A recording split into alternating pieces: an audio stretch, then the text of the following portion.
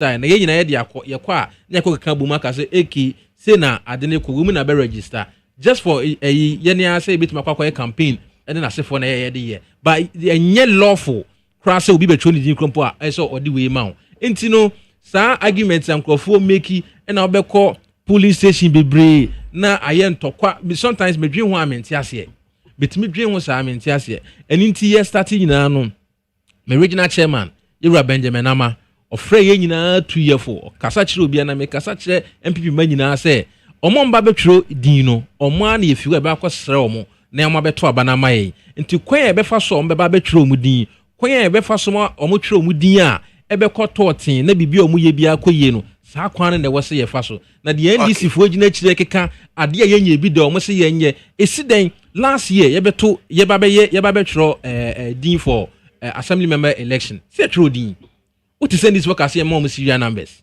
e ban den kwa na afi we nko de more serial numbers something which have never been done knowing very well say you use gadget on say phone here me use based on the serial number and na so for couple somebody can break into my phone into that you making very private and you being sanka what's your farm just to compromise on the integrity of the elections right Kojomoni of the New Patriotic Party Osno and Watineni earlier on Kwabena Yabwa Crunchy of the National Democratic Congress Chiniye Otininka. But for now, a Bob Backman of the Movement for Change, Afra Franto, and also Warba. 32 years of registration. Debia Ntokwa, Debia Kasatentine, Dabene Subika. Yeah, Mapo. 2024 election, a very crucial election. Very, very crucial. And I'm telling you why it is crucial. I'm reading something here. Report. Bloomberg report. 9th May. As the Ghana cedi weakens into historic decline versus the dollar. Ghana yen cedi. Why a weak armor? No. Historically, no. It has gotten to the, if you like, the weakest point in the history of this country. And time the exchange rate or today the heart of the economy. When your heart is weak, it means you are dying. Economy be our exchange rate, cedi, currency, or you weak in relation to other currencies, no, the economy is dying. And so one of the ways I able to save this economy is to make sure that we vote for a change of leadership, a change as a different style of management and governance as baba. And a change is about election do no waba. Into voting in determine who becomes the next president. Into able to be the most important aba. If you consider the fact that Ghana's economy is collapsing speedily, inflation high, interest rate high, cedi depreciation high, there's a need for us to change this government, and it will come through election. Now, Mapa, it is interesting there. Anytime you are electoral commissioner or political party be no win, say this no win now. And these communicators now they become like spokespersons for the electoral commission. Say MPP no win now. MPP communicators now they become like spokesperson to the EC. Opposition so tambia or lambast and also okasetia EC. The problem is that se kotoko no heart ko bobo. Na se kotokofu one manager no be referee. There will always be confusion. Kotokofu won your beji, heart fu won bubofu. That is what is happening in this country. The problem of this country in relation to elections, the problem is from the constitution of the country. That is why in Movement for Change for one of the key things that you're proposing constitutional reforms. Because how can a president, our interest for election, should be the one or the OG electoral commissioner? Let me tell you, commissioners will go on. 3 of them, I know them personally. One of them were in Legon together. In fact, we were in Legon Hall together. we played Legon Hall school team together. If you like, Legon Hall team, football team together. It's a minimum political orientation. Minimum party or war. Some of them too, when I was presiding member of Cape Coast, I dare to some of them too. So I know their political orientation. It is not proper and it is not fair for the sake of this country, for the sake of the unity of this country. So what to about? Also, do be kind about no free and fair. But what to about, for example, where just so. And some of the returning officers are.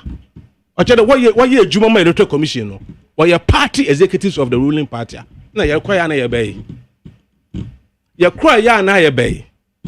Inti say Electoral Commission say assume you Ghana ha because of the critical nature of the 2024 election inti. Be able to begin 100 Obama assume J na nkabum wa Ghana after the elections. Because someone why when ejuma ye manzema bia or to talk him be bia kodo fine na minjinzi there what about you there will be confusion. But say mosu or ejuso nansen the MPP or your special assistant to the Kumewu MP or your say you organizer police station organizer the same person you know or your returning officer police station for electoral commission be na even on man you be even to check them all there. If you can influence the electoral commission, then you can win election. So if the person is incompetent, the person no bibia and check was Ghana channel so obutumu aye na mobutu will influence the electoral commissioners or be president. Then because of electoral commission the whole country will have to suffer. Look at the way we are suffering as a nation. Cost of living, cost of doing business. Businesses are collapsing. Why are we suffering? No, because the economy is not working. Mapa, I'm can't say on the last me catch out there, and this is simple. Makano had there. In the last 10 years, Ghana after President Kufuor started doing very well because of the oil economy. Our growth rate was 14%, 14.3%. Now, in Zamaru Kunenim, now, Ofian Tata, Professor Thomas Ozinyo Chairman, Ofim. Now, oil, Mr. Mahama took over. This fantastic rising economy, which was the best in sub-Saharan Africa, the best, one of the best in Africa, with a growth rate of 14.3%. Mr. Mahamaja Azinana, in 4.5 years, IMF, a very bad situation. Ghana full lamenting, complaining as a result, you two, Mr. Mahama Naban, because the situation was very bad. Now, for a government to perform so bad, there, since Mr. Mahama now lose good, it means MPP distraction was out of this country, is unprecedented. Because even if Nanado, so wasn't a Caribbean, there's no way Ghanaians would have even remembered Mahama.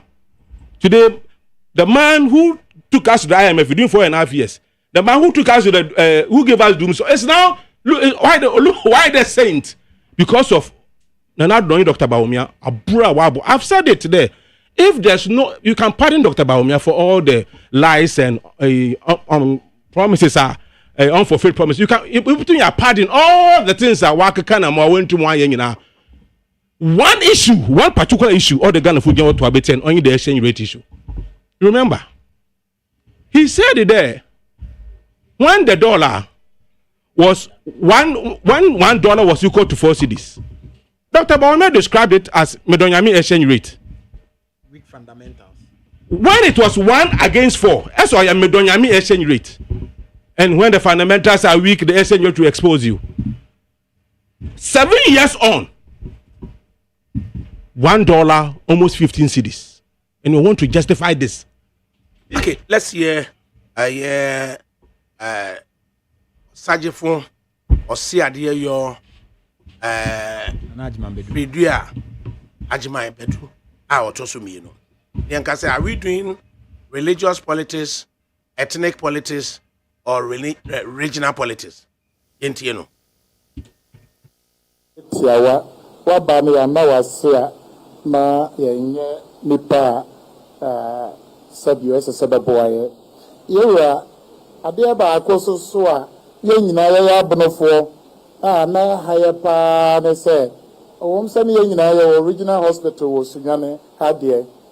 And so, Adiana Ehayapa, they say, abane be pagya sa regional hospital wo Sunyane na ba ye ne teaching hospital asa yetu hon anamon 2019 ye call ye president ho nka say bibi o ka kire me say na say o teaching hospital bia honorable kwaku adwumamanu so on net way nja so obetima ayo actually 2022 ye call na tenayem saade ana 2023 ye sande kobo no so ade no benya nyoye o hye ye bo se obeyede obeyo yewura ye regional hospital Sunyane na yewura be pagem na ba ye ne teaching hospital na say you know medical school na ade nyina e ba abewuram yewura wa ba hase ya na wase ya na mfata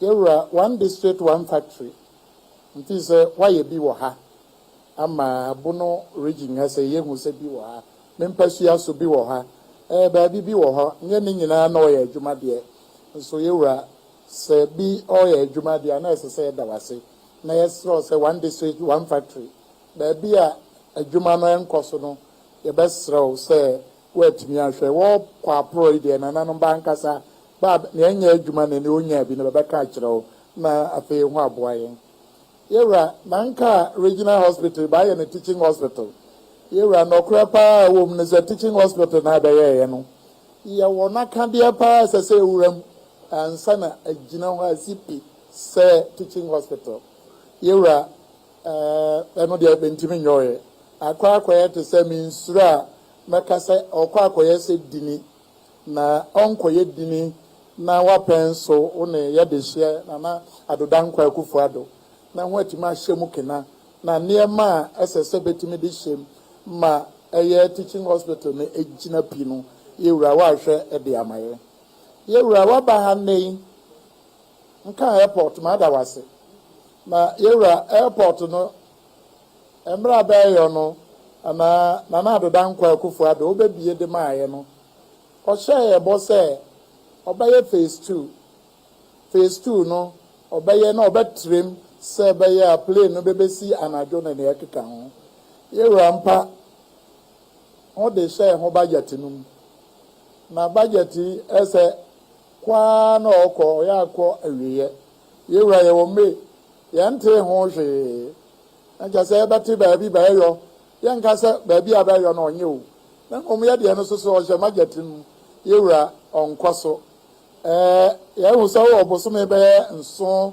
ansa na bakoto aba nti yewura ye srew wada roma phase 2 no hye budget num nti finance minister so eja yewura kwabraje Japan no bedi wachi me ni control over minister for finance wo de one na na adodankwa akufu ado wono wi be na wa asre na se sika no onyi mfamaye na a contractor for na bebe trenu bentimi entrem na airport phase 2 no sabio yan hyase se sabi yentimi anwie kura na yanye mu fa kase se be ya abonofo besoso bani beje yewura ade ba ko and the otraso ya University of Energy and Natural Resources yewura ewoha ya de beto wanim se niema ewo ho no no kwani enko nanim ewoha ho boaye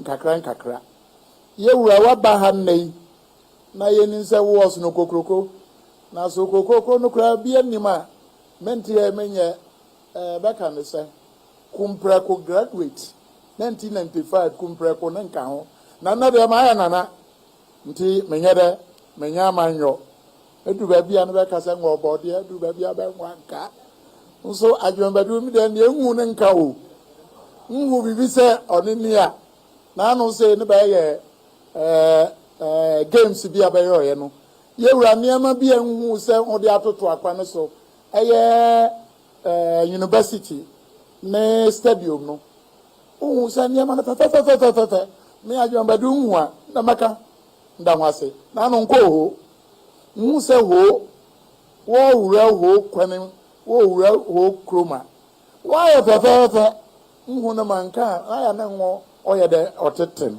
yewura you know abia higher pa say accommodation school baby a school for no beda yewura school yi say o hwe nipa abawo mpa say no wakasa ya for nipa ne bebre ba mfa sunyane krom e ma traffic nye dodo bebre ba na mom wada roma wotima o baba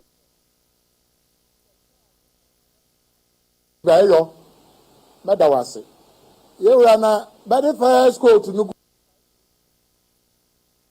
right anti yebehwe exactly baby a all kase yenyi ajemensa course as running mate yenyi mama afo as a running mate yenyi abronye as a running mate na yenyi kwakwaji mama no as running mate na yenhwe between Bono and Bono East. So you are asking se regional politics, ethnic politics, and religious politics and Begu Shasia my could you money? Could you money? Shasia my Million Mafra for the Omukasa, no more of your most no leader Crumpo was the chairman of the cabinet subcommittee on the economy. Now he had a bigger role to play. Set the record straight. He was the chairman. Set the record straight. He was the chairman. Alhaji Baumia is the head of economic management team. Of course, we accept. It's an advisory role, which is not superior. Economic management team is an advisory position. It is not enshrined. So listen, it is not enshrined in the constitution. However, wanted to set the record straight. Cabinet sets committees which reports to cabinet. It's a quite different thing. And Yewura Alan Kojo-Kyerematen was the chairman of the cabinet subcommittee on the economic matters. He was the chairman. You cannot run away from it. What you say now? When you move in coma and Sabi MPP, yes, cabinet subcommittee on the economy. That one and the cabinet. Once the cabinet has the power, chairman of the economic management team. Economic management team, it has no economic management team has no bearing within our constitution. Okay. What you say? Obi na be yet twaso, and you say by twaso as a convention. Okay. Yes, say wo. Okay. It was not like that. Now the woman nyina say MPP for ye kasa ye de be kan say ye kasa Ghana ye say heaven o. Da bida. Yes, so the Ghana compared ye wo ho no ho. Yeah, regional politics and ethnic politics and Mekaba. I want to be you omano kakra bi na me da be see me nsem no so. En kasa Ghana ye heaven o. But so the to de wo ho no ho a. See ya ekoyi bituma ye koku politics a kire o. See ya say first koku back cement na e to under NDC. Any see ya koku back the cement do e to under MPP. Obehu difference no. Na what kire senior na what you say. What you say? E wo ho dollar no eyi ukọ per metric ton in dollars a increase bia o. LI didn't $400 per account. Then cost the eternity, but the prices have changed. So what you say? But yet and when you can, the wom yura ajimabadu me ebunu ni yade no e me na preoccupy. Okasa no osrenu ma yes if uncle une. It's good. Every say Dr. Baumia ni running mate asem. Me kasa ne yina o boy no ene die mante. Ni running mate asem no say obonipa 19. The running mate no so srema onyim free region be. Na oyi free region be bia na wanya support of other regions na meka. Na unconsider nipa bi to say ajemensa kosa. Unconsider nipa bi to say mama afo. Unconsider nipa bi to say kwakwaji mama no. Unconsider nipa bi say abronye DC. Na almost within our constitution. Regional politics, and answer ethnic politics, and answer religious politics. The woman answer within the constitution of the NPP. The nomination of a vice president is left with the presidential candidate in consultation with the National Council, and so shall it be. As to so be ADFI region A and also be yefi region B there onwa presidential candidate no onwa nasem na sebi you say bono for your material sebi obi no wode ne sebi nkum ebe kire na jakwan enti sene bimo so preko no saaso na obi aso nya obepre e de akọ mesi ameti yi say you vice president no edifi western north regional. I'll be so happy. Why not? After all, also ofimi krom ni so what I say. And then penyimfo to say wonyam ko ni asorobo a okotokoro hoi enka soro da nti de tie bi o be vice president from abone said they bought said they cry from papa be afa no ho a e be come region so is it with any other region tie ba sa na the regions ni na say omu lobby obi asu lobby a o play the trump card or the strength and it to nti say obi a the strength ba na say presidential candidate ni who say okay everybody is lobbying but this is the trump card of this person BPA and MPBA so be it ye de we MPP mu de enima na say maame awo so your bawo so ye bema o so mo ye ntafo ye de enima say maame awo ye nua no o ma na ye de o moko na de ye ka esan sra manfo nyina so ne say enye se bia adu sa time bi no bia de unnecessary pressure e ba beto dache hene eye Dr. Mahmoud Bawumia so panyina kia ne kin obeto amamu no so amayen eye the 7th of January 2025 obeto aso no enye afei na sebio ye de pressure bi kwakoto no so sebi nana sani obia pre ade e ko ni fie no e pri bi e de amana manfo nana nyemfum so bia nana wo ho kwan so obesre se na mekaye no saa so na me ametie yi se minya kwanya mebo obi ofi Western North din mebo obi ofi Western North din say ye era eye Dr. Blay say ye era lawyer Blay say ye era eye kwekwe free mebo obi adin because omunya Western North obi enu a ompe odin nsabemkum ebe kire ne fie kwan tinana esre he is in his right nana mu krompa eye yewura ba omia koye no or store the virtues bebre the humbleness nisu ene ne ban the agitumi se nisu ne ban na de ne bekoko pie eye abankese enti de nana kan ene de mi kojomo ne metie mi ni ha obia na se ne me kan say lobbying ne de every region will lobby obi abe play the trump card but it is up to the presidential candidate say ono ne beyi eye ne nipa. Okay, right. Money and waka say ebo Yes. Religious politics or ethnic politics or regional politics? Yeah, if say here as a papa, whether you're regional, religious, and ethnic. But you see, as a home kakranye there, we be today young vice president. That's when the politics are na. Or they are religious politics pa. So do no come sa or ethnic politics. Which is quite disturbing. Nancy ya okro. Sabono east to Sabono. Okishia Mayentie nana doma. Yewura ade a mesro pa na se me den obuno region. Bunu region ba ba se fata. Menka se ba ba mo bedini e wo kuro no so banye o. Oya ba mo ba de. Nanso so mayen de ye. Yewura na ba ye ma hu se binin ba wom. Abuno foi. Binu so beto. Martin haje kwasa uni a. Ye tachima hene ne de je no. Ono so dibia so oye. Enyam ndia. Na me maka na maja Ignatius ba afọ awu. Nye ne go school. Papa ya ti we maintain ho chima bia. Da bia o ya ne niam se no osise. O ka se nshi aprem o te ne na o ka ye no.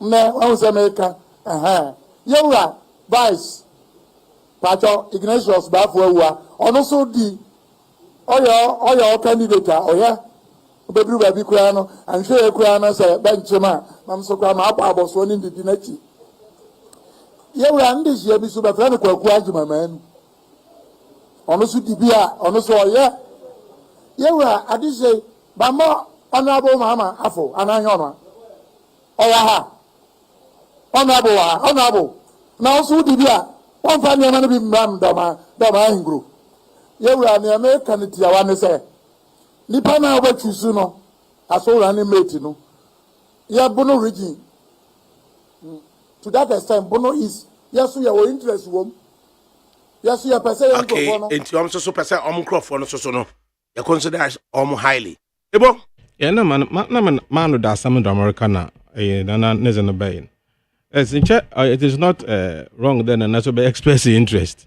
I didn't think of who or express one interest.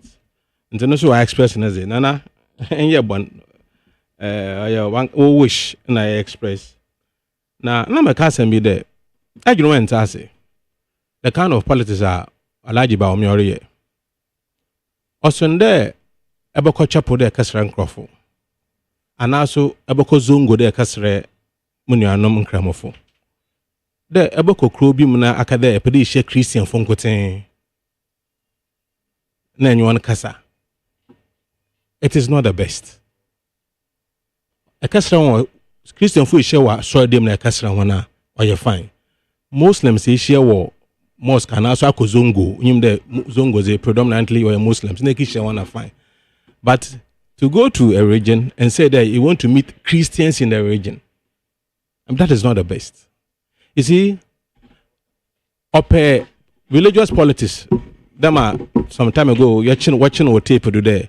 Okay, no recording. Let's look at what will benefit our people. Not what will benefit Ghanaians. What will benefit our people.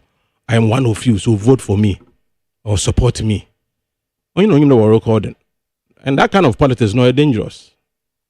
Or quite dangerous. And it's ignorant because if you are promoting religious, also urban religious factor, you are the weakest. You are the weakest. When it comes to the ethnic factor, you are the weakest. Already, economic factor, you're weak. When it comes to credibility factor, you're weak. And now you want to go and play religious when you are the weakest among all those contesting. If people are to vote on religious lines, how many votes are you going to get? If people are to vote on ethnic lines, how many votes are you going to get? Yet, opportunity to be he wants to play religious politics, which is quite dangerous. And see, as I said, it is not something that we should encourage. And I say, Nankasa obe play that card as he moves forward that. Also not that because when you live in a glass house, you don't begin a fight with a stone. And if he's doing it, let's say and complain. The point is that if you go to any regional, don't go and say I want to meet Christians in this region or I want to meet Hindus or Muslims. You have to meet Ghanaians so that you meet us together as one people. Don't divide us and meet us. It is not the best. And I'm saying the Vice President Alhaji Bawumia, who has even intentionally removed the title Alhaji from his official posters. Offensive Alhaji, a very good title, very important title. Offensive, why also the Christian front to Abamanana. Okay, I don't know Maka. Right. Enti yentie we kwabra bo akranche.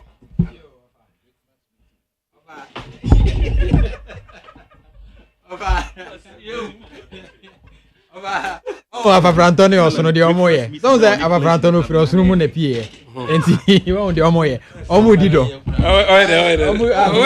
Papa Antonio mu ye nuafo, enti mu dido. Over you see asem na Nanajman Bedu eka. Nanajman Bedu ye obi a me manage ne ho pa. Me penasem pa. He's a learned judge. Justice Daniel Mensah Esquire. Ho kwan se wo kire na adwene obi anya in the region, so he's not far from the truth. And I say near oye ne de make say on sheda nyem from so bia sa ne mo medina obo boy ne bi na mete ya na ye mesre yem frɛ wan abronye no my vice president ade ye di agro groma na in any serious political party abronye shouldn't be a regional chairman. Performing the role as a regional chairman. Now, and the 6 out of 12 seats no nyari. 6 out of 12. And Nyami Krem Pengus and Cabronia Grabe vice chairman. A vice president. You do that. Don't go there. Now,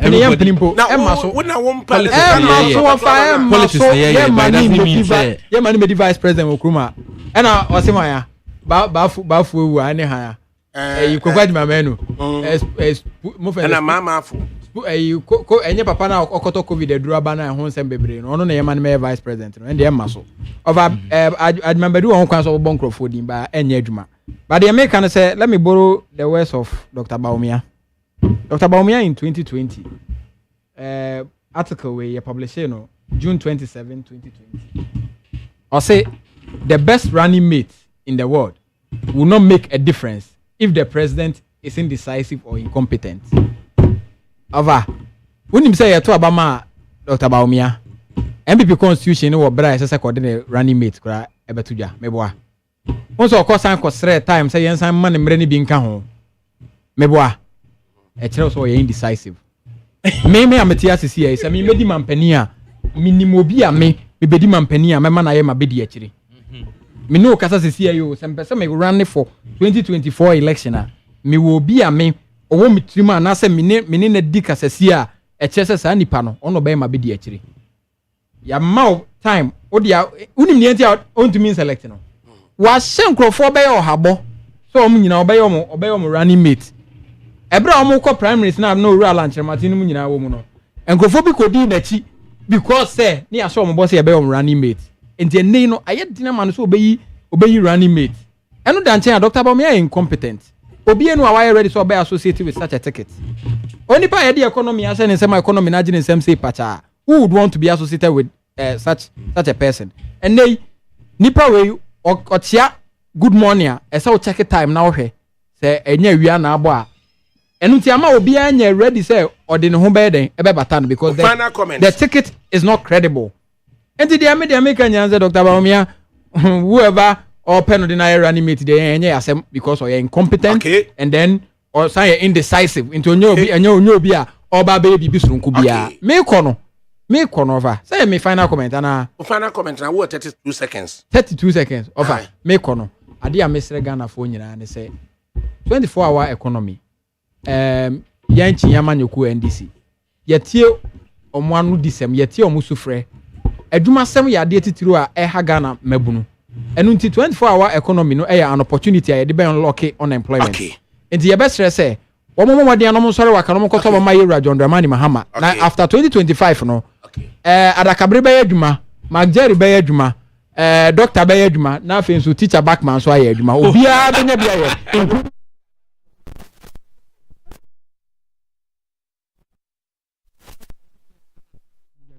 mo kasa no mo nya odai that's what I'm cramping the extra no say Alan invite clergy to his hosti omo so no hosti omo aye den say bi obi e clergy no aba omi ehia omo ye Ghana fo mezimi fo aba omi ehia omo ye Ghana fo ahemfo na aba omi ehia omo ye Ghana fo okoso ohia youth ohia mabunu omo so ye Ghana fo into me kan chem say ba omi ehia youth a it means we early na to atwene ohia na nanom a it means we yi asofo na atwene ohia asofo na it means we yi mezimi fo na atwene bay minia afafranto nyesa na ya na ma ye wo nyina so bonye ho say any miam papa Doma MP Doma Central MP adma say okoto covid duro na nipa okoto hanga ka invite na mo de ba to aba covid duro ra no bi okoto hanga my final comment in you there say baby you do no so yenya obi ti da masala nchamaten o wan fa ne nkeboma ben oye the government of national unity number na say NDC MPP the results will always be the same 1 + 1 will always give you 2 say petrea yen 2 + 1 let's change the system and if we change the system the country will change right. Your pastor Emma Ebo Backman of the Movement for Change, Afrafranto, as a Dakoma Kwabna, Yabua Cranche of the National Democratic Congress, NDC, or Chiniye, near Pastor Dama Kojomoni of the New Patriotic Party, MPP, or Sno Kokrokono. ADAKABRI Mamudu, Osioma, Nabdi Median Chame, and you could do that in a Dimisia Bonting.